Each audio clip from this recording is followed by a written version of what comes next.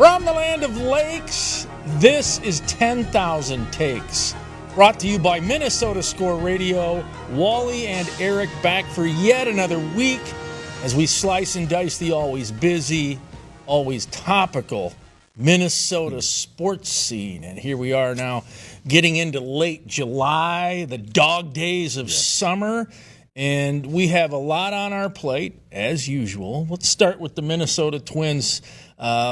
They're sort of relevant still, but they're fading off into the sunset. They need another long winning streak. Yeah, and the buy or sell thing is very relevant right now. And, I mean, we'll see how this all thing shakes out. I think that the biggest impediment right now for them is ownership or lack thereof. I mean, we don't know who the next owner is going to be. And we don't know how involved the Pohlads are or, how they want to handle this thing going down the stretch.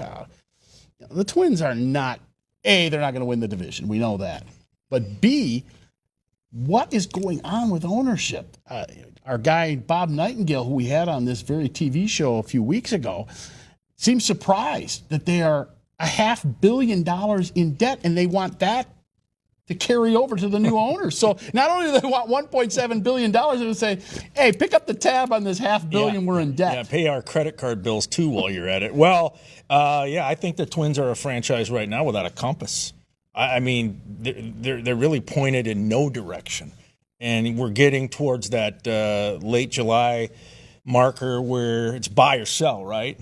And now, if you're the new owner coming in, and Rob Manfred, the commissioner, said at the All-Star game he believes the Twins situation will be resolved. They will have new ownership here soon. So whoever that person is, and assuming, again, we don't know how they're going to handle their money, but let's take the positive outlook, that the new ownership group or person comes in and is willing to spend money, be proactive, maybe even lower concession prices. I think if it's me, do not peddle off some of your valuable pieces. Do not trade away Joe Ryan. I mean, my goodness, he looks like Nolan Ryan these days. He was great in the All-Star game. He shackled Colorado and Denver the other day to prevent what would have been an embarrassing 3-game sweep. It was already bad enough. Bad enough losing 2 out of 3 to that team. I don't want to give Ryan away, trade him. I don't want prospects. He's a building block. But I have no idea what's going to happen. We know this. There are other teams drooling and foaming at the mouth to get a Joe Ryan for the stretch run. And I'd say there are 2 guys you're not going to trade. Joe Ryan and Byron Buxton. And maybe Pablo Lopez. But as with the injuries to Pablo, maybe that's something that they think about too. Who knows? But that's going to be more of an off-season thing because Pablo hasn't been healthy. He probably won't be back till September. Yeah. We have reached that time of year, and as the Twins kind of fade into the sunset, which it seems like they are doing, it's, as you like to say, Bigfoot is on the horizon. Here comes Sasquatch. Yes, that is the Minnesota Vikings. And training camp is here, and all the fun stuff that goes with it, getting wristbands and not knowing which guy you're going to get autographs for or from. For your kids and paying to get in and all that good stuff that comes with training camp now and not taking pictures of the players or with the players, any of that stuff. Can't have that. Yeah, the NFL, a.k.a. the No Fun League, has taken all the fun out of training camp for the fan bases, as certainly that's the case here in Minnesota, and for the media, for those of us who try to cover it. We have more restrictions now and more hoops to jump through than ever. Now, average fan out there doesn't care about us in terms of that regard, but it's just different. They care about training camp, They do. I miss Mankato, the simplicity of it, driving down US 169 through the cornfields and, kind of that pastoral, bucolic scene in southern Minnesota. It also exposed the Vikings to another part of the state. They are the Minnesota Vikings. They aren't the Minneapolis Vikings. And so by having them in Eagan in the Twin Cities, I'm not saying nobody comes in from even the 5-state region, the upper Midwest. They do. But it makes it a little bit more challenging. I think Mankato gave it a statewide feel. Bemidji is where they started with Norm Van Brocklin. Back in the day. They would go through I guess it was brutal with Norm Van Brocklin. It changed a lot under Bud. Can you imagine? Yeah. Well, Bud was usually the last team to bring last coach to bring his team to training camp. They would wait as long as possible before they started. And they had 5 counterfeit football games back then. 5 exhibition games. Think about it. 6. Yeah, in some cases. No, they had 6. Yeah. So that's almost half of what they played for regular season, which was 14 once upon a time. You are correct. They went from 6 down to 4. Now it's 3 now, right? Unless you're playing in the game in the Vikings have 3. They have Houston and New England at the House of Noise, and they're at Tennessee to finish up. And I did do some checking. Their joint practices this year are with the Patriots in Eden. Right. That's better than going to the counterfeit game, as I call it, preseason. Okay. The other thing is, if you do want to go to a counterfeit game, a preseason game, the tickets are cheap. So this is a good opportunity to maybe bring kids, bring somebody who doesn't know a lot about football but wants to go to an NFL game or wants to go to US Bank Stadium. There's your opportunity. You could probably get them online for $5. By the time they get close to game time, those things they'll be giving those things There's away. no question about it. I've already looked. They're under 10. They're single digits. And that's for the now. Texans and the Patriots. And again, me talking, not Kevin O'Connell, but I'm playing J.J. McCarthy more than just one series. This is a redshirt rookie, folks. I got to get him out there and get him used to the live bullets of NFL action, albeit it's very vanilla in the preseason. I'm not just going to sit him down the entire exhibition schedule like some teams do. It'll be interesting to see how many snaps he gets. Well, he played one half last season, and he got hurt. He was out for the year. So I don't know what the thinking is going to be. Let's not forget he had a very serious injury. Let's hope that he's fully recovered and nothing like that happens this year. All right, we're going to talk some more baseball. We started out with Twins. Denard Span's going to join us next. He's in the on-deck circle, so stick around. We are 10K Takes. Your purple ticket.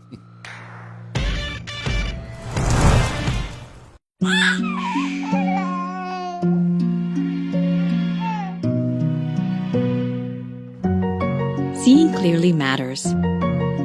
Being seen matters more. Nobody cares for eyes more than Pearl.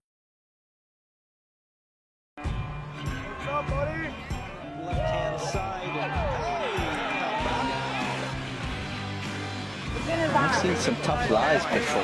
Batia. Look at the shot. Look at the shot. Yes! Coacher! Straight up in the air. The reaction. How sweet it is. There it is. The drought is over.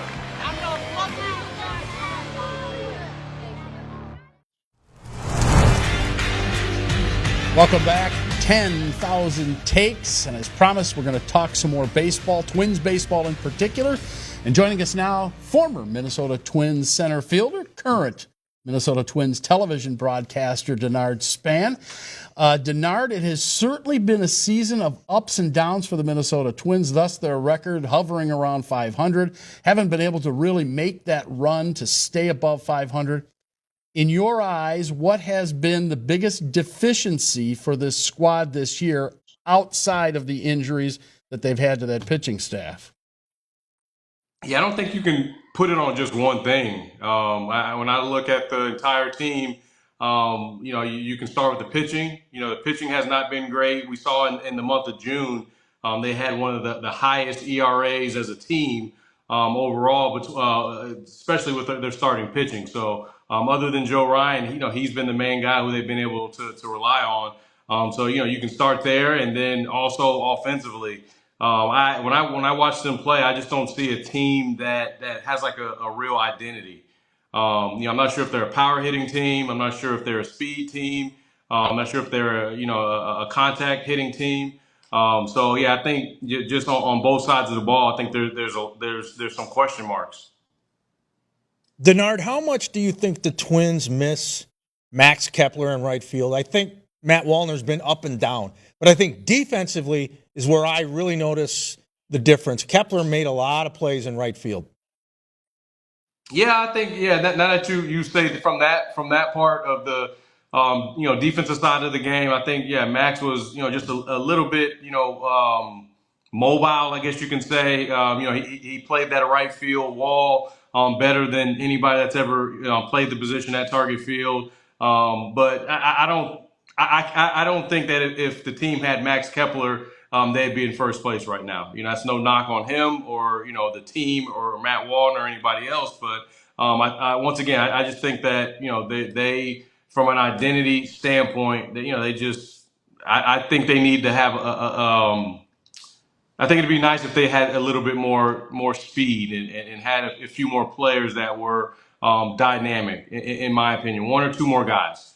You got Byron Buxton, obviously has speed and power. But aside from that, nobody else is a threat to go first to home or to steal second and third. And, even though, the power and the slug is very important, you're starting to slowly but surely see a lot of the best teams, put the ball in play at a high clip. They don't strike out.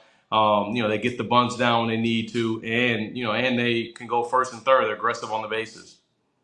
You mentioned Byron Buxton. Of course, he's part of the lineage of center fielders for the Minnesota Twins. I would start with Kirby and then go on to Torrey and then yourself and now Byron Buxton. It certainly has been a great run for the Twins in center field. With regard to Buxton, he's having obviously a terrific year. He's finally healthy. Do you think that there is even more we could see from Byron Buxton? We haven't seen him peak yet, have we? I don't think so. And I think a large reason why we hadn't seen him peak is because we haven't seen him healthy for a long period of time. And so I think when you look at what he's doing this year, we're getting a glimpse. I obviously hope that we'll get a chance to see it for another 4 or 5 years. He's what, 30 or 31 years old now, but even though he's had those injuries, one could argue he doesn't have the same mileage on his body that an average 31-year-old would have if he was healthy. I do think there is more really good baseball from Buxton if he can stay healthy. That's the big if. I saw the other day Torrey Hunter turned 50, which seems really hard to believe. Boy, time goes by at warp speed. I'm sure you were in contact with Torrey. What did he mean to you when you came in as a young guy? Because I know Kirby tutored Torrey and Torrey tutored you and some of the others, Ben Revere and company, Aaron Hicks, and all the way to Byron Buxton. But Torrey was a great sounding board, wasn't he? Yeah, he really was. And yeah, it's crazy to see him turn 50. You're right. It's making me feel old. And it's just another reminder, I'm right behind him. I'm on his heels. I think he's 9 years older than me. But yeah, he meant so much, to me during the course of my career, mainly when I was a minor league baseball player. He was that guy, like you just said, as far as being a sounding board. He was somebody who I could, pick up the phone and call or text any time of day or any day of the week, and he would answer right away. And so, being a young kid and being a minor league baseball player, to have a star big leaguer, within the same organization, be able to mentor you and to be responsive, it meant everything. And he gave me. He gave me a lot of wisdom. He gave me a lot of knowledge and information that I was able to rely on and lean on and help me as I matured as a baseball player. And his main message to me always was pass the torch, pass it on. Kirby Puckett did it for him, and he wanted me to do it for Ben Revere and Aaron Hicks as well. And so that was always like the common message and a common thread from our meetings and from our conversations. Do you think that the Twins have that guy right now that people can sound off with? Is it Carlos Correa? Obviously, he would be the one that I would think. I think Byron has been, in and out of the lineup so much over the last few years. He may not be that guy yet. But do you think that Carlos Correa potentially, you're around the team occasionally when you do these broadcasts. What are your thoughts?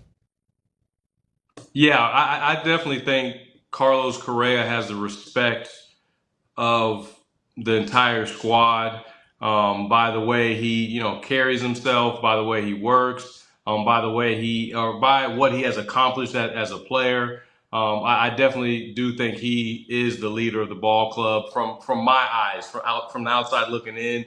But then Byron Buxton right there as well. I truly believe that everybody within that clubhouse has the utmost respect for him, even though he's been hurt. But he's still a leader. You can just tell, when he does something exciting or hits a big home run, everybody's on that front step rooting him on, and vice versa as well. When somebody else does something, he's the first to congratulate them. So I would say, yeah, definitely those two guys are the heads and the leaders of that ball club. Should Byron be batting leadoff?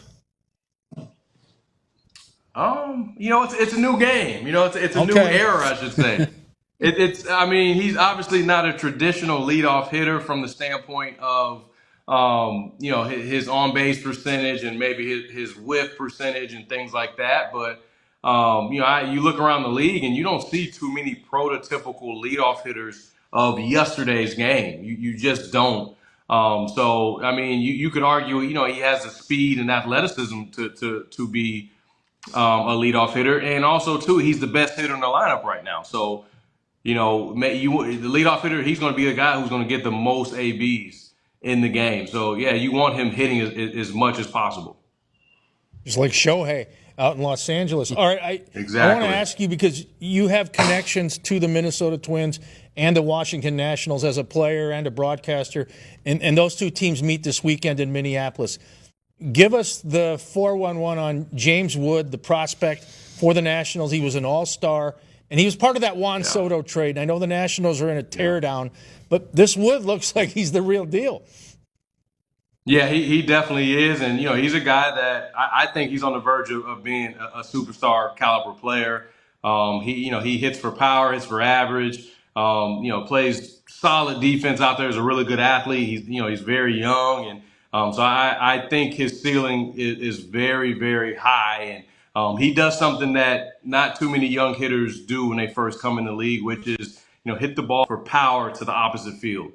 That's more where his power is right now. And I think once he, matures and gets older and learns how to pull the ball, it's going to be even scarier. Does Major League Baseball need a salary cap with a ceiling and a floor? I don't think I've thought about that enough to give you an educated answer. I'm not. We would have to debate that one. We can debate it right now if you want, but I haven't put much thought into that. Well, we'll have you on again soon. What are your thoughts? What are your thoughts? I think baseball needs one, personally. Why? You got to keep every team trying to win. So you would say there should be a ceiling and a floor. Exactly. Okay. NFL like. Well, I think I'm a firm believer that there should at least be a floor. Yes. I think absolutely. your team should be at least a minimum amount of whatever it is, right? Because you have a handful of teams that you can't tell me they're not making money, regardless. Right. Even if the optics look like they're not making money, I don't know too many of these owners that are savvy businessmen that aren't making money owning a team, right? And so I don't know what the number is, but yeah, I do believe that every team should at least have a floor. I'm a player at heart, so I'm gonna say, what do we need a cap for? Let the players continue to sign those big contracts. All right. Wait till you're a GM someday. You'll change your tune. Yeah, you're right. You are absolutely right about that. But till then, I'm a player. All right, Denard, appreciate your perspective, appreciate your time. We'll see you this weekend and next week out at Target Field. Of course, man. I always enjoy you guys having me. Thanks for having me. Thank you. Again. He is Denard Span, the former Minnesota Twins center fielder, current Twins broadcaster, right here on 10,000 Takes. Stay with us. More after this time out. What's up, buddy?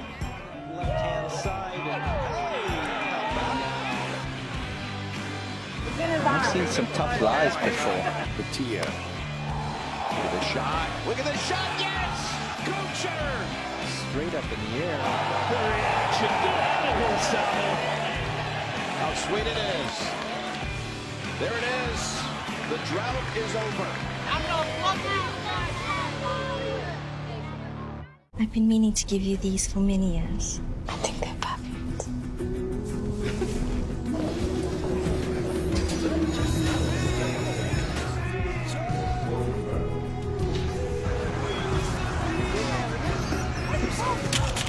Maya? Oh, I love your earrings. Why didn't you try these? It isn't just about vision, it's about care. Nobody cares for eyes more than Pearl.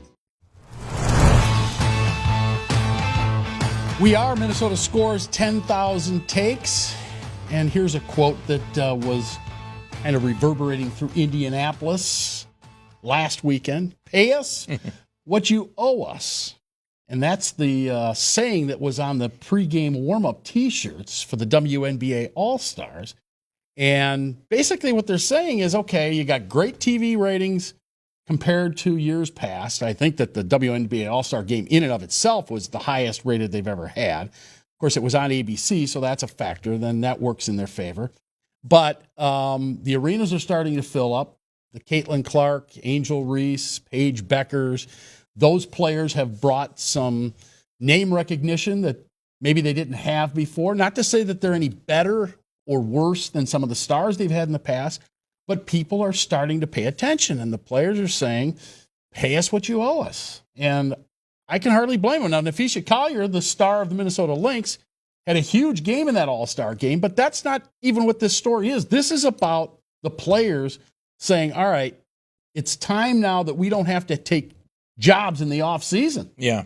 Hop the pond, play in Europe, or whatever. Go to Russia, which is what got Brittany Griner into trouble, if you remember that. No, you're exactly right. The endorsements have come for people like Caitlin Clark and Angel Reese, but that's not everybody in the WNBA. I don't know if Nafisa Collier has one, and she's very deserving. She's an elite player. She's probably an MVP frontrunner right now. No doubt. Caitlin Clark, if there's anybody who doesn't need the money, it's Caitlin Clark because of all the other stuff she's made on the side. But she wore one of those shirts. She was the coach, didn't play because of an injury. And I think that sent a statement, too, that I'm in with everybody here, and they should get paid. ABC having the game in prime time on a Saturday, going up against MLB, Chicago Cubs hosting the Boston Red Sox. I mean, that tells you that ABC believes this is worth putting on in a primetime slot. So there's a CBA thing going on now, and I think it's the Grand Canyon. You got the players on one side and the management on the other, and you got this big hole in the ground. So they got to figure that out. The last thing the WNBA can afford is a lockout or a strike. Boy, yeah. Do not do that. And that message is for both sides. If you do that, you're going to squander a lot of what you've achieved. Yeah, the goodwill that they have built up. And all that equity. Yeah, no question. Speaking of the All-Star game, the WNBA All-Star game, kind of looked like the NBA All-Star game / a Globetrotters game. They had a 4-point shot. That, yeah. You had to be 28 feet behind the line to shoot this 4-point shot. I don't know, man. And the final score was 151 to 131, and there were 65 of those 4-point shots taken. I know they made 20 of them. That's all well and good, but I don't know. Do we have to do that? Can't they just play? Some of these WNBA All-Star games have been pretty competitive in the past. I'm not saying they didn't compete, but obviously they weren't playing much defense. No, and for some reason these leagues think that fans, viewers, all they care about is offense. I'm not one of them. I like defense mixed in with my offense. But, yeah, you're right. I mean, imagine scoring 131 points and you lose by 20. That doesn't say much. And I saw a lot of gimme layups in the part of the game that I watched. Why do they do that? But it's just for show, and I think it's not a good show. No. It's a layup line. The 4-point thing, I do like that concept. Okay, I'm all right with that. It does foster a lot of the gals launching up these balls from somewhere in the upper deck. Yeah. But nonetheless, the WNBA, or the W as they call it, making a lot of progress. They need to keep doing it and stay on the track they're on. And good for the Lynx. We've got the top player in the league right now, and they're the top team in the WNBA. I think they're finally going to get some national recognition. I think you're right. All right, more to come. Takes of the day. You won't want to miss this one. That's up next here on 10,000 Takes. Stay with us.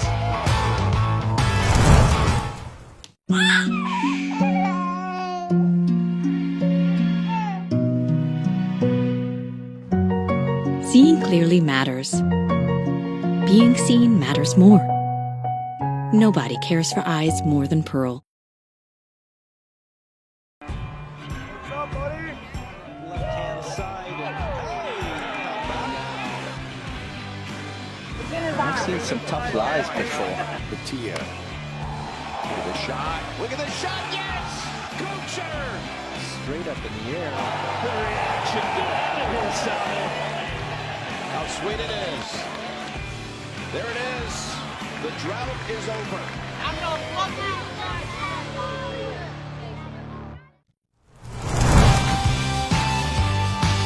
10K Takes on television as we wrap up yet another episode.